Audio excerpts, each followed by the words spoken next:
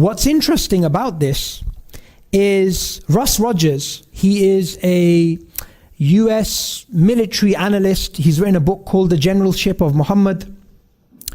And what he does in the book is he looks at the life of the Prophet as a general, but also a politician, a statesman. And he says something phenomenal in the book. He says that the Prophet, peace be upon him, he took his enemies out of their experience. He did things out of their experience. They expected him to act like a Qurayshi, but he didn't act like a Qurayshi. Yeah? And he also says something remarkable. The greatest, I think, political theorist who's had a huge impact on the 20th century, Saul Alinsky. Anyone heard of Saul Alinsky? Rules for Radicals, right? That's his book. So that's obviously something which Barack Obama and others have been influenced by, Hillary Clinton and others. So Saul Alinsky had these unique ideas about societal change, how to actually change society and use the minimum amount of resources to get your way, right?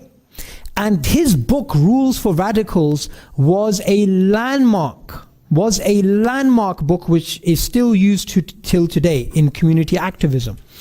Now, Russ Rogers, he says, if Saul Alinsky looked at the Prophet, he would have recognized these are my principles which he discovered in the 20th century, right? He was applying those same very principles. So the Prophet, peace be upon him, he broke conformity. He didn't act like a Qurayshi.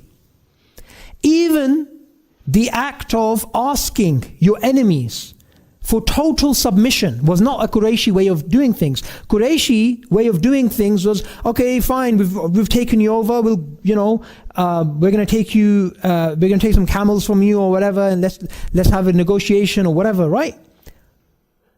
But he asked for total submission. They said, let's compromise, we worship Allah, but then a little bit of idol worship. He's like, no. And again, this was not the Qurayshi way of doing things.